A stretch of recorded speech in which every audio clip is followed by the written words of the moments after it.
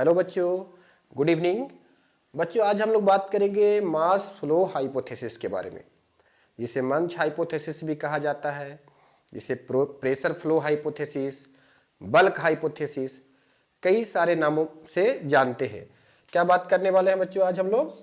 Mass flow hypothesis. Mass flow hypothesis. Okay बेटा, इसको हम लोग मंच हाइपोथेसिस भी कहते हैं। मंच हाइपोथेसिस, इसको हम लोग बोलते हैं pressure flow hypothesis. Pressure flow hypothesis, या इसको बल्क फ्लो हाइपोथेसिस भी कहा जाता है।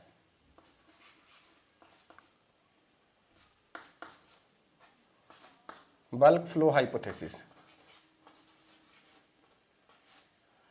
Bulk flow hypothesis.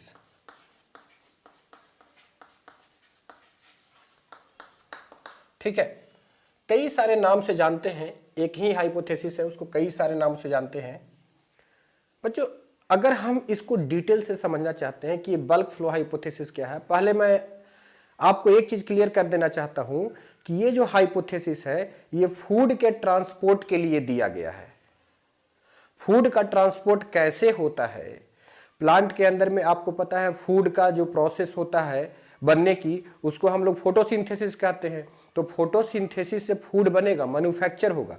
और प्लांट में जो फूड मैन्युफैक्चर होता है वो क्या होता है बेटा?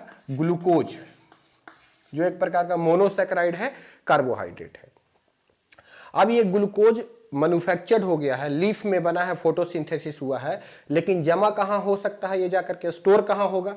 रूट में जाएगा, या स्टेम में जा सकता है, या फ्रूट में जा सकता है, कहीं इसका स्टोरेज होता है बेटा। तो स्टोरेज होगा रूट में या स्टेम में हो सकता है, या फ्रूट में हो सकता है। लेकिन स्टोरेज किस फॉर्म में होता है? प्लांट के बॉडी में जो स्टोर्ड फूड होता है वो स्टार्च के फॉर्म में होते हैं। ये तो मैन्युफैक्चर्ड हो गया बेटा। ये क्या हो गया? जो कि फोटोसिंथेसिस के दौरान बना, फैक्चर्ड ड्यूरिंग फोटोसिंथेसिस, है ना बेटा। ये फोटोसिंथेसिस के समय में ग्लूकोज बनता है, और इस स्टार्च के फॉर्म में फूड जो होता है वो पौधों में सॉरी तो फूड जो होता है वो पौधों में स्टार्च के फॉर्म में जमा होता है और ग्लूकोज के फॉर्म में बनता है।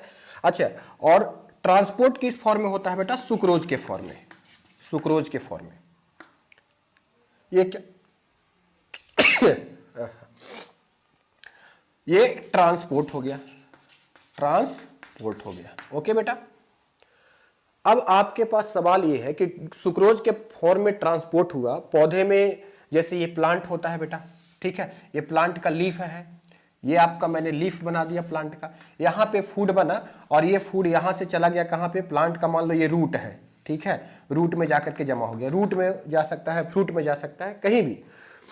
तो जहां पे फूड बनता है उसको हम लोग बोलते हैं बच्चों सोर्स। और जहां पे फूड जाकर के जमा होता है उसको बोला जाता है सिंक।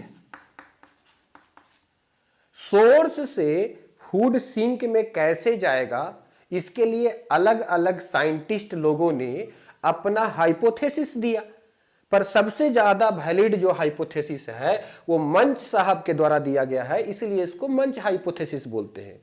और इस हाइपोथेसिस में बताया गया कि जो फूड होता है वो ऐसा नहीं है कि फूड जो बनता है वो क्या है? Carbohydrate. Glucose is a carbohydrate.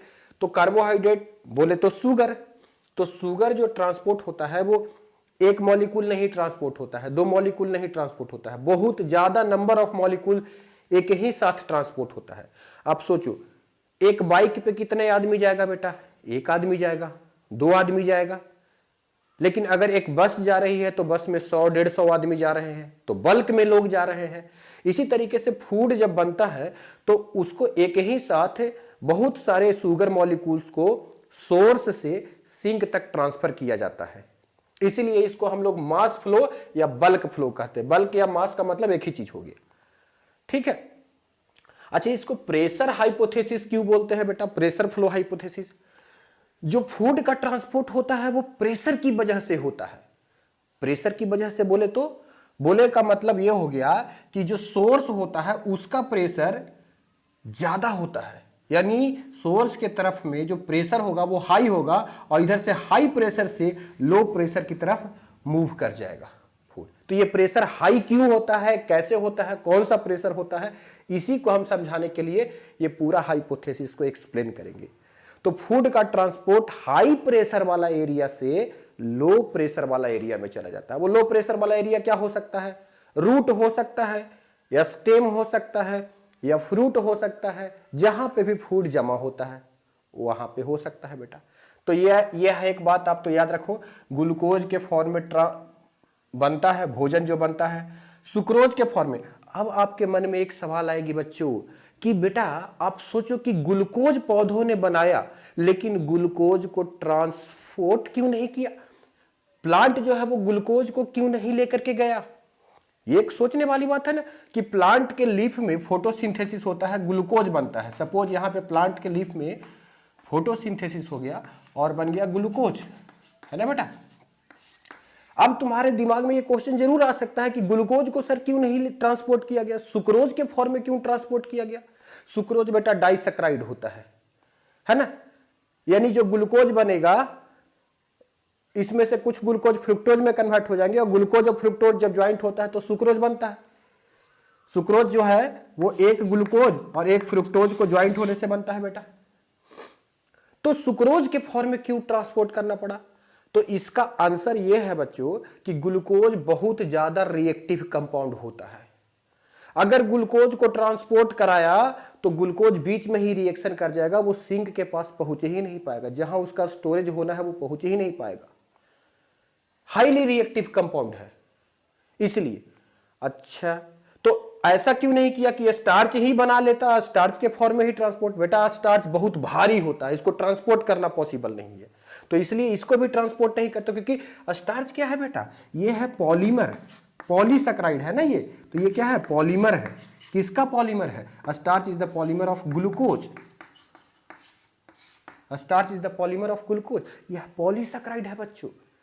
और जो ग्लूकोज का पॉलीमर है मतलब बहुत सारा ग्लूकोज है, तो एक साथ इतना ग्लूकोज को ट्रांसपोर्ट कराना, ये लार्ज पॉलीमर को, है ना, ये पॉसिबल नहीं है।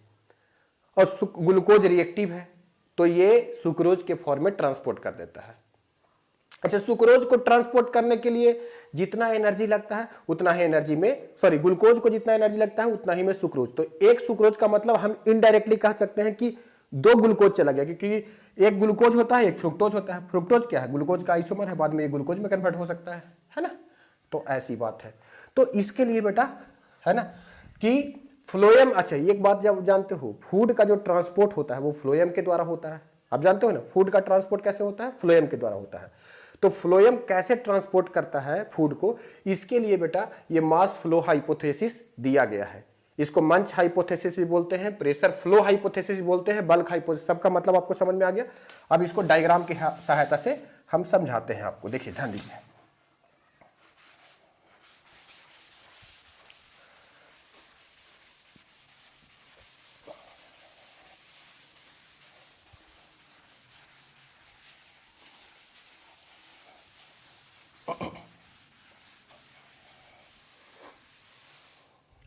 आपको ये बात पता है बच्चों कि जो फ्लोएम होता है, फ्लोएम के 4 एलिमेंट होते हैं। ये बात मैं पहले ही पढ़ा चुका हूं। फ्लोएम में एक होता है बेटा सीब, सीब ट्यूब, एंजियोस्पर्म की बात कर रहा हूं, सीब ट्यूब होता है एंजियोस्पर्म में। जिम्नोस्पर्म और टेरिडोफाइट में सीब सेल होता है। अच्छा, दूसरा होता है कॉम्पेनियन सेल, कॉम्पेनियन सेल, ठीक है। अच्छा, और उसके बाद फिर होता है बेटा phloem parenchyma, phloem parenchyma, of phloem fibre. ये 4 एलिमेंट होते हैं, इसमें कोई शक वाली बात है क्या? नहीं ना, 4 एलिमेंट होते हैं। ये 2 भाई साहब जो है सीव और कॉम्पेनियन, ये दोनों का काम है फूड ट्रांसपोर्ट में।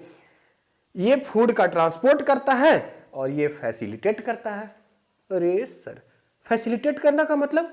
अरे भाई, फैसिलिटेट मतलब बायोलॉजी में होता है हेल्प करना। हेल्प करना मतलब करने वाला सीव ट्यूब है और उसको हेल्प करने वाला कॉम्पेनियन सेल है। कहा सर कैसे करेगा, जरा बताओ। पैरेंकाइमा तो बता दिया था कि ये स्टोरेज टिश्यू होता है, ये मैकेनिकल सपोर्ट देता है, तो ये तो मैं आपको एनाटॉमी वाला सेक्शन में पढ़ाया था। अब देखो क्या होता है, मान लो कि ये तुम्हारा इस तरीके से ये सीव ट्यूब है। ये बेटा सीव सेल था पहले, अब ये इस तरीके से ये ट्यूब लाइक स्ट्रक्चर बन चुका है। ओके, बड़ा सिंपल है भाई, बहुत सिंपल है, बहुत अच्छा। बायोलॉजी जो है ना बड़ा इंटरेस्टिंग भी है और बड़ा, अगर आप इसको ध्यान से पढ़ोगे तो बड़ा मज़ा भी आएगा इसको पढ़ने में। अब मान लीजिए कि इस तरीके से फूड जो है बेटा आपका ट्रांसपोर्ट हो रहा है, समझे ना? ठीक है, ऐसे ये सीव ट्यूब बना हुआ है। ये सीव सेल रहा होगा, बीच बीच में ये सब सारे सीव सेल आपस में ज्वाइंट हो गए तो एक ट्यूब लाइक स्ट्रक्चर बन गया, इसको बोलते हैं सीव ट्यूब। अब ये सीव ट्यूब में बीच बीच में ऐसे ऐसे कुछ स्ट्रक्चर बने हुए हैं, इनको बोलते हैं हम लोग सीव प्लेट, है ना बेटा? इसको हम लोग क्या बोलते हैं? सीव प्लेट। ठीक है, अच्छा, सारे जितने भी सीव सेल है सब एक सीव सेल से एक एक कॉम्पेनियन सेल जुड़ा हुआ होगा, मतलब इसके बगल में भी कॉम्पेनियन सेल होगा, इसके बगल में भी कॉम्पेनियन सेल। तो मान लो बच्चों कि यहाँ पे है ना, इस जगह पे सपोज मैं यहीं पे दिखा लेता हूँ कि यहाँ पे ये कॉम्पेनियन सेल है बेटा, ये आपका कॉम्पेनियन सेल रहा। ठीक है, ठीक है, ये कॉम्पेनियन सेल रहा, ये भी कॉम्पेनियन सेल, इसका भी कॉम्पेनियन सेल बगल में रहेगा बेटा। ठीक है, उसके बाद फिर नीचे रहेगा और भी, यहाँ भी, इधर भी कॉम्पेनियन सेल बगल में रहेगा,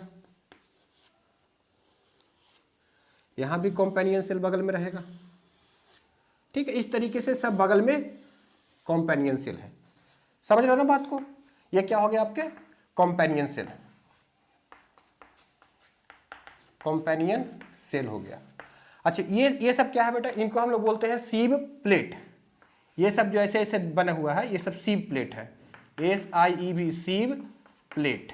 ओके, अच्छा, ये जो दिखाई दे रहा है बीच बीच में ये सब पोर्स है, इनको बोलते हैं सीव पोर। सीव पोर है ना, यहाँ लिखो SIEV, सीव पोर। ठीक है बेटा, ये सब सीव पोर, ये सब सीव पोर है। ये सीव प्लेट हो गया। अब बीच बीच में जगह दिखाई दे रहा है, इसको सीव पोर बोलते हैं। मतलब ये एक स्पेस है, कोई मेम्ब्रेन वगैरह नहीं है, ये एक पोर्स है, पोर बन गया है। ठीक है, तो सीव प्लेट और सीव पोर, देखो ये प्लेट हो गया है ना, ये प्लेट है ना, और ये बीच में सीव पोर हो गया। अब समझना क्या होता है इसे। अच्छा, इसके बगल में देखो सेंटर में जाइलम होता है, तो मान लो ये सेंटर है, इसके बगल में फ्लोएम है, उसके बगल में बाहर की तरफ चलते जाओ तो फिर पेरीसाइकिल आएगा, फिर एंडोडर्मी जाएगा, फिर बेटा कॉर्टेक्स आएगा, फिर सबसे बाहर में एपिडर्मी जाएगा। लेयर तो आपने समझा ही है, इधर से बीच में जाइलम तो फिर इधर भी फ्लोएम आएगा, तो ये बीच में आपका जाइलम रहा। ठीक है, ये जाइलम है, इसके जस्ट बगल में फ्लोएम है। अब फ्लोएम से फूड को ट्रांसपोर्ट देखो कैसे होना है, से समझना, बस यही है मास फ्लो हाइपोथेसिस। अगर समझ में आ गया पूरा गेम क्लियर है, कोई दिक्कत नहीं है। यहां पे मान लो बेटा कि यहां पे ये आपका सोर्स है, ठीक है, और यहां पे आपका सिंक है, यानी सिंक है, ये सिंक है बच्चों, और ये है आपका सोर्स। फूड बनेगा कहां पे? सोर्स के पास। पहुंचाना कहां पे है बेटा? सिंक के पास। समझना बात को, सोर्स के पास फूड बन गया, ये ग्लूकोज बन गया। ठीक है, ये ग्लूकोज बन गया बेटा। अब ये ग्लूकोज को किस फॉर्म में कन्वर्ट कर दिया? मान लो ये है ना ग्लूकोज बना, ग्लूकोज कन्वर्ट हो रहा है किसमें? सुक्रोज के फॉर्म में, सुक्रोज के फॉर्म में। क्लियर? यहां तक कोई दिक्कत होने वाली बात नहीं। ग्लूकोज क्यों सुक्रोज में कन्वर्ट हुआ पता है? क्योंकि ग्लूकोज रिएक्टिव था। तो अब इनको क्या किया जाएगा? इनके बीच में आपस में होता है प्लाज्मोडेजमाटा, ये बात तुमको पता है। ठीक है, ये सब कनेक्शन है बेटा, प्लाज्मोडेजमाटा। ठीक है, ऐसे प्लाज्मोडेजमाटा कनेक्ट रहेगा। इन्होंने क्या किया, ये जो सीव, ये कॉम्पेनियन सेल है, ये सुक्रोज को यहां से उठाया और ये उठा करके कहां डाल दिया? सीव ट्यूब में। मेरी बात समझ में आ गई? सीव ट्यूब में डाल दिया बेटा। सीव ट्यूब में इस तरीके से सुक्रोज भरते चला गया, भरते चला गया, भरते चला गया। सीव ट्यूब में सुक्रोज बहुत ज्यादा आ गया बेटा। अब सीव ट्यूब में जब सुक्रोज बढ़ा तो क्या हुआ, सॉल्यूट है ना सुक्रोज, तो सुक्रोज सॉल्यूट है, तो इसका मतलब क्या होता है, सॉल्यूट बढ़ने से क्या होती है, सुनो मेरी बात को, सॉल्यूट बढ़ने से क्या होती है, ऑस्मोटिक पोटेंशियल बढ़ जाती है। सॉल्यूट तो वो चीज है जो ऑस्मोटिक पोटेंशियल को बढ़ा देता है, मतलब डीपीडी भी बढ़ जाएगा और ऑस्मोटिक पोटेंशियल भी बढ़ जाएगा। मतलब यहां पे आप बोल सकते हो कि डीपीडी या ऑस्मोटिक पोटेंशियल बढ़ गया, यानी इस सेल का, इस एरिया का, इस पर्टिकुलर एरिया का बेटा क्या हुआ, डीपीडी इंक्रीज हो गया, या ओपी भी बोल सकते हो, ऑस्मोटिक प्रेशर भी इंक्रीज हो गया। अब इधर कौन सा है, ये वाला पाइप कौन सा है बेटा, XYLEM, ये जालिम है। ये जालिम अब क्या करेगा, पानी को ले जाएगा, मतलब जाइलम है, तो जाइलम से पानी जाता है। तो ये जालिम लोग जा रहे हैं, देख लो बेटा, है ना। अब ये कहाँ जालिम लोग अत्याचार करेंगे जाकर के, ये हमें पता नहीं।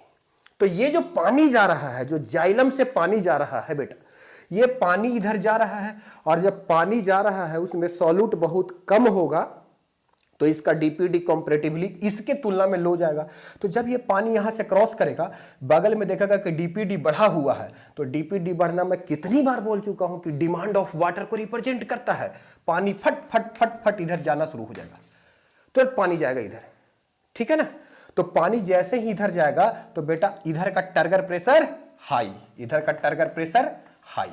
अब बेटा जब टर्गर प्रेशर हाई होगा, तो हाई टर्गर प्रेशर से लो टर्गर प्रेशर की तरफ, मतलब फूड जब इसमें जो शुगर होगा वो घुल जाएगा, और हाई टू लो। अब यहाँ पे कोई मेम्ब्रेन नहीं लगा हुआ, यहाँ पे तो पोर लगा हुआ है, तो पोर से कोई सॉल्यूट को भी रोकने वाला नहीं है, सॉल्वेंट को भी रोकने वाला नहीं है, पूरा सॉल्यूशन ही हाई प्रेशर से लो प्रेशर की तरफ चला जाएगा। तो मूवमेंट कहाँ से कहाँ होता है, हाई टर्गर से लो टर्गर प्रेशर की तरफ, ठीक है। और ये अल्टीमेटली रूट में पहुंच जाएगा, या ऊपर जाएगा, ऊपर भी प्रेशर लो होगा, ऊपर जाकर के फ्रूट में चला जाएगा। तो इस तरीके से फूड का ट्रांसपोर्ट होता है। तो कहां से कहां गया बेटा, हाई प्रेशर से लो प्रेशर में गया, इसलिए इसको बोलते हैं pressure flow hypothesis. I hope you understand बच्चों, pressure flow hypothesis. Pressure flow hypothesis आपको समझ में आया कि प्रेशर फ्लो हाइपोथेसिस क्यों बोलते हैं, क्योंकि हाई प्रेशर से लो प्रेशर की तरफ वाटर का ट्रांसपोर्ट होता है, ठीक है। अब फिर जब ये फूड यहां पे, तो देखो यहां पे दो चीजें हो गई बेटा, इसको जरा समझो, यहां पे मैंने क्या क्या बताया, हुआ क्या यहां पे, है ना, हाई प्रेशर से लो प्रेशर में, ठीक है। देखिए यहां पे सोर्स था, ठीक है, और गया कहां पे, सिंक पे गया, सिंक पे गया बेटा।